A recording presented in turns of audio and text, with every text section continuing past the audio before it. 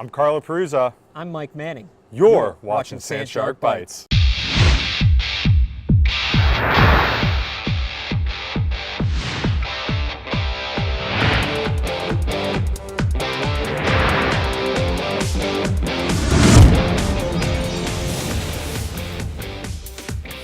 Welcome to Sand Shark Bytes. I'm Carlo Perruzza, and we have a special preview edition for you today. We're going to take a look at the upcoming fall season here at USCB. We're going to look at women's soccer, women's golf, men's golf, and cross country, and just give you a little preview.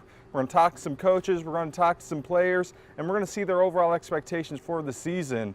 I am joined by my co-host this season, Mike Manning, USCB SID. Mike, can you please tell us about the new look Sand Shark Bytes? I'm telling you, Carlo, there's no greater pleasure than to be on set with you and going over Sand Shark Bytes. Happy to have the county channel and you now working over there, running Sand Shark Bytes for us. This last semester at school, we had to say, Duffy go, and he's moving on to another job and staying in the county, so he's still around. But it's going to be you and me this year running Sand Shark Bytes. So hopefully you've got everything in order, Carlo, and we're going to have a good show today, and it's going to be a great year for USCB athletics. Absolutely. So first we're going to start off. First thing we're going to cover is some women's soccer. We're going to take a look at some footage from their first preseason game, and then when we come back, we're going to be talking to interim coach Jay Harris and captain Allison Schaefer. We'll be back in a second.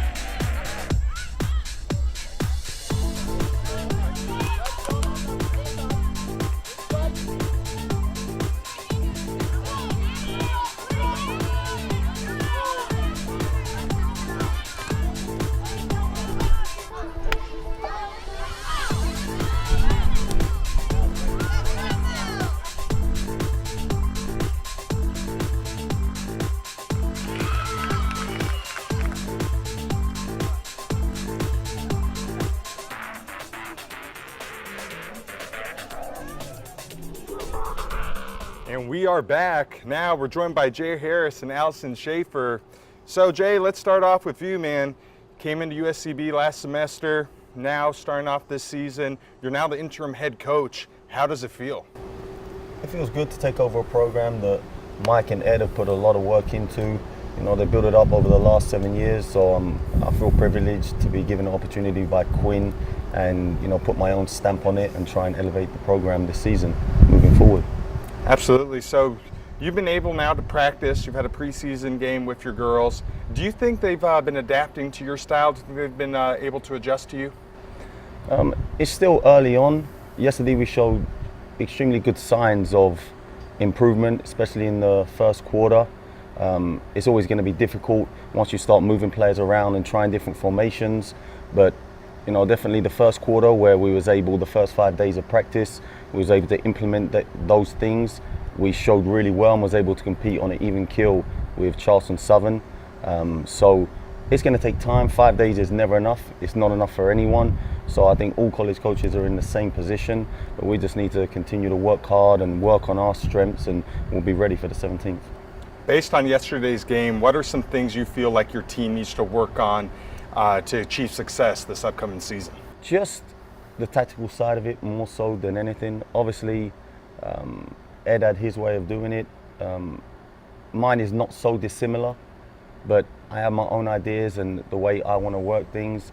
And so, especially on a defensive side of it, the structure that I want to do and utilize, moving the ball certain ways to help our team defend and win the ball back. Offensively, I think losing, you know, a couple of the strong players that scored a lot of goals, we need to make sure we try and improve our creativity and get some freshmen. We've got a great freshman coming in, a striker, Kumar, who I think is going to add a lot and can take the place of losing one or two players. And then, you know, we've got Allison, who I've moved up the field a little bit, who can be creative and offer a lot moving forward, along with Mel and a couple of other players. So I think we're in a very good position. It's just about making sure we create the chemistry over and over in practice and repeating some things. And as I said again, I think by the 17th we'll be good to go. Absolutely. Well, we're all looking very forward to it, and we can't wait for the start of the season. Thank you, sir. That's right. And Allison, sophomore this year, you got a year under your belt. Named a captain this year. Yeah, it's, cutting me off here. But as you can see, Jay's just a taller version of me. Yeah, that's why we brought him in. But Allison, you stepped into quite the leadership role. What are your expectations for yourself and for your team this year? For myself, I really just want to be a good leader this year. I don't see my role very differently than I did last year. As for the team, I really want this to be our best year that Sand Shark Soccer has ever seen, and of course make the playoffs this year and go as far as we can. And as far as your leadership goes, you made strides last season. I had the pleasure of coaching you and watching you grow. Any adjustments you need to make going forward? Just being in the captain leadership role this year, I know I'm going to have to be a much more vocal player on the field, and changing my position, like Jay had said, going from outside back to now in the center midfield, I'm going to have to take on a different role, directing different people this year, so I'm going to have to adapt to that. But other than that, I still am going to demand 100% out of all my teammates as I did last year. And you guys had a preseason game yesterday. Mm-hmm. Can you talk a little bit about what you learned from that, what the team's looking to do going forward? We had a lot of great things happen in our scrimmage yesterday, specifically in the first 30 minutes of the game. We learned who can connect with who on the field, and I think that's really important going forward. And the biggest thing that I took away from that is we need to talk more on the field. Communication is going to be a big aspect for this year, having so many new freshmen, learning the different positions. So I just think once we mesh together as a team, we'll do really great this season. Well, that's fantastic. We're looking forward to seeing how that develops over the next couple weeks, and when we have our home opener on August 31st, when we welcome Faulkner University. We're going to be excited to bring that game to you. Absolutely, guys. Thank you for joining us. Now we're going to go over to the course, and we're going to go check out the women's golf team. We're going to show you some highlights of the team last year. And after the break, we'll be joined by head coach Brittany DeBuell. We'll be back at Sand Shark Bytes in a sec.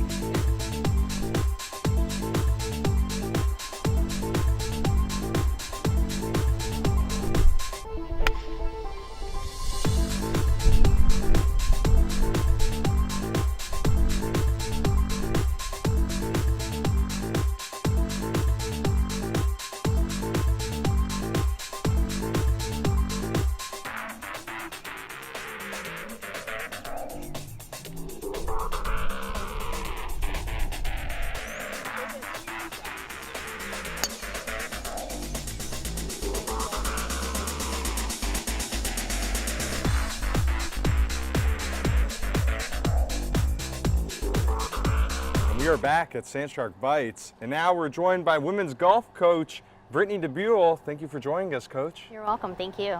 So this year you have a bit of a different looking team from the past. You've lost 3 big-time seniors. Can you please talk about what that loss does to the team and how you're going to try to overcome it? Yeah, absolutely.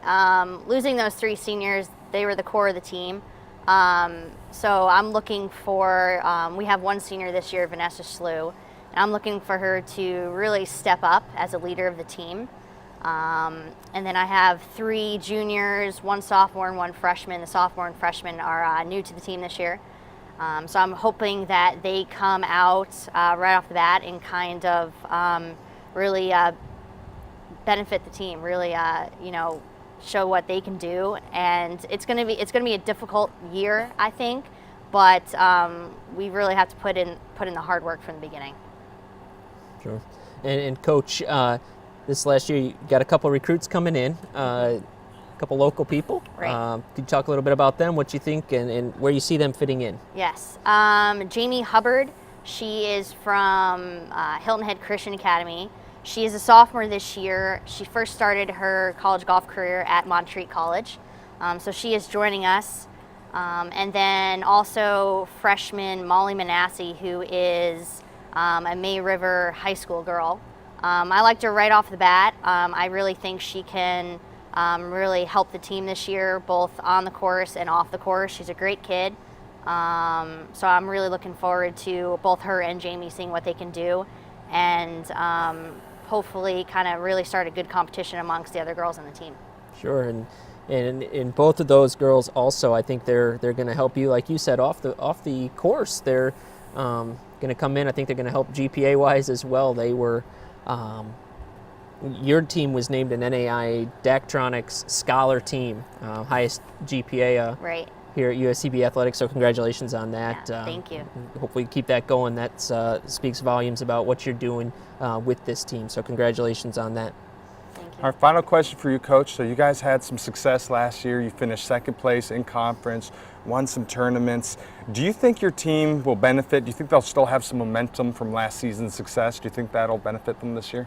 I think so. I think just moving forward, like I said, the team dynamic is going to be a little different, just because the girls that have been a part of the team already, they were so used to having them and then the 3 others who graduated. So bringing in 2 new girls to the team, I really think it's going to be really good for the team. So I like I said from the beginning, I think there's going to be a hard year, but I think we can overcome, losing the past 3. But I'm excited, especially what's ahead of the school year. So, Coach, thank you for joining us. We're all excited for next season. Now, we're going to talk to the men and Coach Danny Allen. But before that, we're going to check out a highlight package from last season. You're watching Sandshark Bytes. We'll be back in a second.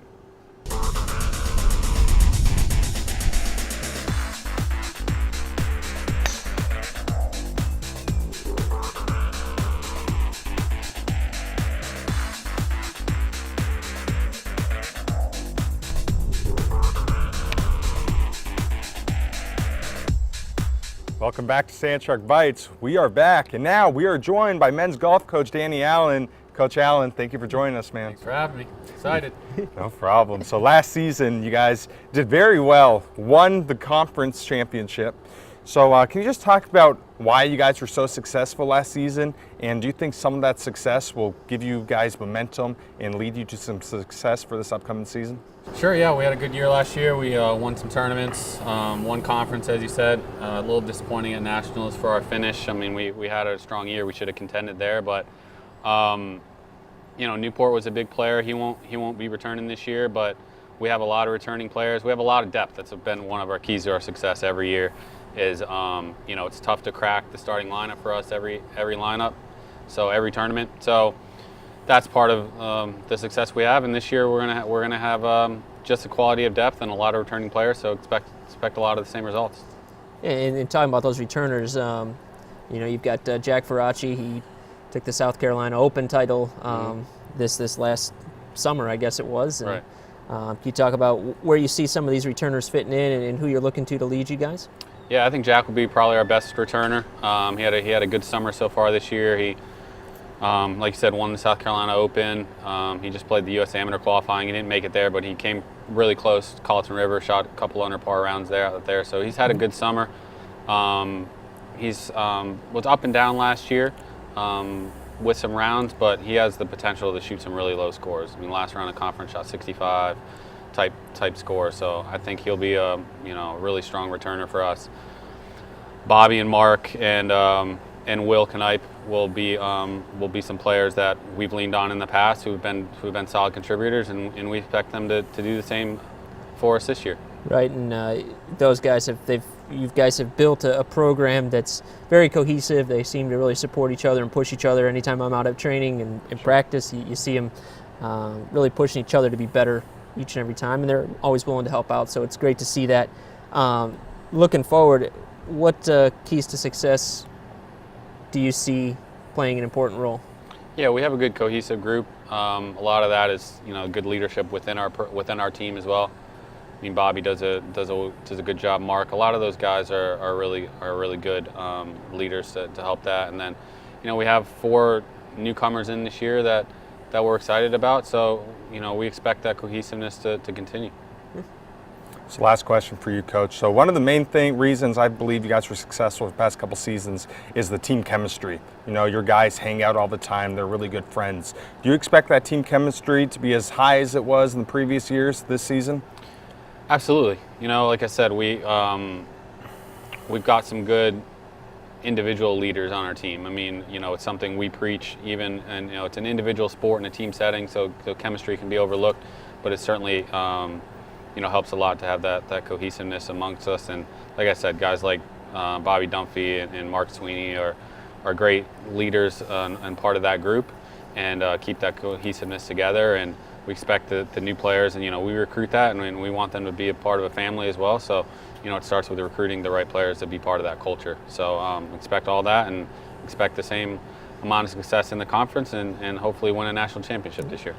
For sure. Well, Coach, thank you for your time. We all can't wait for this upcoming season. That was Coach Allen. Now we're going to come back for Coach Sarah of the cross country team. You're watching Sandshark Bites. See you in a minute. At the University of South Carolina, Beaufort, we offer small classes, individual attention, and an affordable education in an atmosphere that fosters diversity and achievement. We are students. We field 9 Sandshark sports teams that compete in the Sun Conference. We are athletes. We are one university with 2 campuses serving the coastal areas of South Carolina and Georgia. We are the Low Country. We are the fastest growing 4-year school in the University of South Carolina system. We are USCB. And we are now back, Sandshark Bites. And now we're joined by cross country head coach Sarah Triviati. Coach, thank you for joining us today. Thank you for having me. All right, so first question for you. What are your thoughts and expectations for the upcoming season? I'm super excited for this year. I think we're going to have a nice little team going on. We've brought in a solid few athletes this year. So I think 2 of the athletes that we're really excited with on the men's side are going to be Wesley Murphy and Tetros. Wesley's a returner this year. This will be his 2nd year. He really proved himself to be 2nd All-American this past year, and we're super excited to have Tetros to kind of push him. So we're looking to see some great things out of Wesley, but also some competition for him this year. And like you mentioned, Wesley, 2nd team Sun Conference selection, and Tetris. Tell us about who's Tetris. Where did we find Tetris? And Tetris is a young man that he ran in high school. He's from Charleston, South Carolina.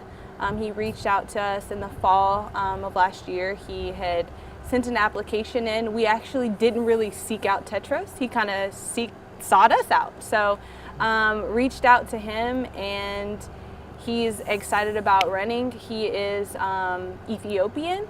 So his story is very interesting, and it caught me off guard when he first talked to me about it, because it's just like, what do you mean you haven't run this year for school? But based on him getting adopted and things like that, it threw his age off a little bit. So that'll be an interesting person to talk to this season. I think there'll be more to talk with him about, but he's from Charleston and he's a really good kid. I think he'll be a really good role model this year. Well, that's great. You talk about that story, and just so many parallels then with the former Sandshark, Betsy Douglas. Yeah. So looking forward to hearing more about his story and what he's going to bring to the team.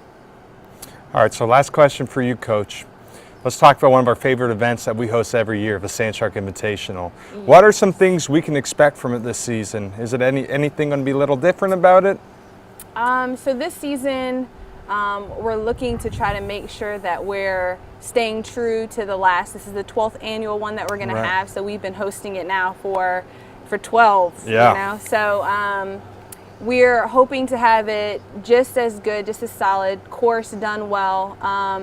We are hoping that it's going to be bigger than ever. We'll have most likely 40 teams. Wow, that's amazing. This year. I am really excited. This is going to be one of the first stamped events that I get to host this year, so I'm really excited about that. We are hopefully going to knock it out, and it's going to be a great event, and we'll have fun doing it, and teams will enjoy their experience. Yeah, and that starts, it's over at the Hardyville School Complex is where it gets started, so nice local event. We'll be bringing you more information on that as we get closer. Well, thank you, Coach, for joining us. We're all excited for next season. We can't wait. But that's going to do it today for Sandshark Bytes. Mike Manning, tell them where they can find out the latest information on Sandshark Athletics. Absolutely. You can head over to uscbathletics.com. We have our social media outlets on there. Find the information you need. You can find it mobile. You can find it on your desktop, however it is you want to get there. All the latest info, like you said, is going to be posted there. Information about the upcoming events like the Sandshark Invitational we just talked to Coach Sarah about, and some other things going on around campus, and even some stories about what our kids have done this summer as far as mission work goes. You can all find that at uscbathletics.com. Absolutely. You can also watch us on the County Channel every Friday at 8 o'clock. But until then, for Mike Manning, I'm Carlo Perruzza. Keep those fins up, everybody.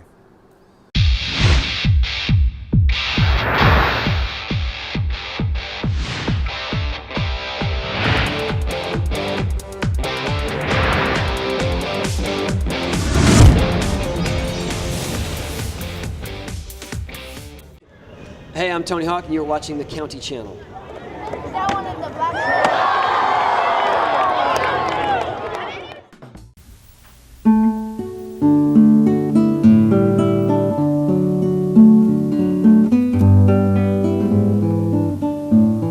I'm Dennis Adams, and this is a Beaufort County moment.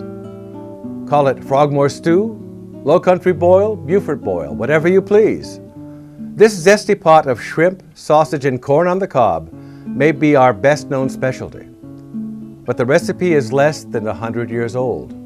In fact, historian Gerhard Spieler said that the kind of link sausage used in the stew came to this area with immigrants no earlier than the 1940s. Before that time, only patty-style sausage could be bought. Spieler thinks that the recipe was the accidental invention of shrimpers throwing everything they had on hand together. Although boiled shrimp has always been a part of Sea Island daily life, the 1847 Charleston cookbook, The Carolina Housewife, had no recipes like present-day Frogmore stew.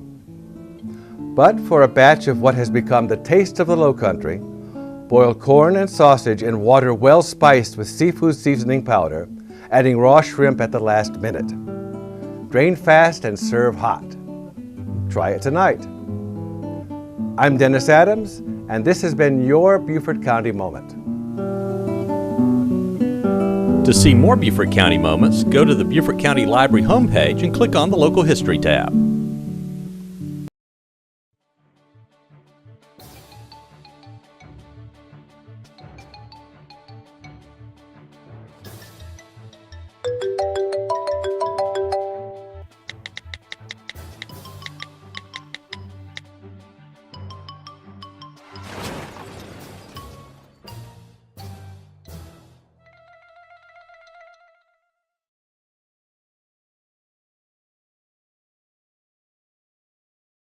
We can't stop a disaster from happening, but we can prepare to survive them. Disaster planning consists of 3 simple steps.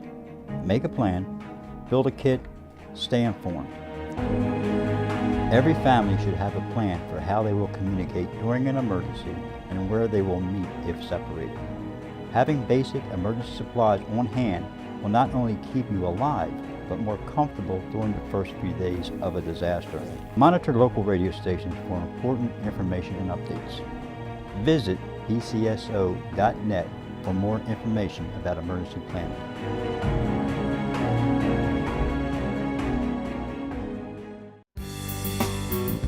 Beaufort County Animal Control works to reduce the number of unwanted pets. You can help by spaying or neutering your dog or cat. Animals at the Beaufort County shelter are spayed, neutered, and vaccinated before they are adopted. They can also be microchipped for an additional $20 fee. Do your part. Spay or neuter your pet to reduce the suffering. A message from Beaufort County Animal Shelter and Control. The shelter is always happy to accept donations of old blankets, towels, or pet toys.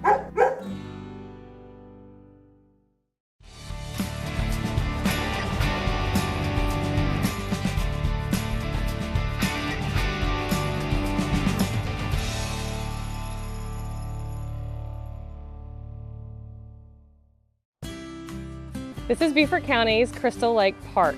This property is 25 acres and it was purchased through the Beaufort County Rural and Critical Lands Preservation Program. We have just finished our first phase, which includes this wonderful boardwalk that leads over saltwater wetlands to the beautiful 7-acre Crystal Lake. Crystal Lake is an extraordinary habitat for bird species. There have been at least 33 different bird species documented at this site through the master gardeners and master naturalists that have accomplished many site visits to the property. And not only will you see all kinds of songbirds, you will see wading birds, birds of prey, migratory waterfowl, and even endangered species such as the wood storks. You will also see all kinds of turtles and snakes and even some alligators. This is an amazing place, and you almost have like a secret pocket park within a suburban area. This gives people a chance to get out in nature, get into a quiet space right outside of their schools and their businesses and their houses. Ladies Island is such a beautiful place with all of its marshes and waterways and upland habitat, but there's just not many places to enjoy the open space. So this community park will provide a network of trails as well as an interpretive center and serve not only the Ladies Island community, but Beaufort County as a whole. Right outside of this park are two schools, a church, businesses, and a neighborhood. And so this park will connect all of those pieces together and give people a chance to experience nature within this suburban area. This park will also service the schools in that they can use it as an outdoor classroom, not only for science, but also for art and photography classes. More towns and cities are realizing that parks and open space are vital to the health and happiness of people within their community. So this park gives people a chance to experience nature, even if on a small scale, so that they realize how important and wonderful Beaufort County really is.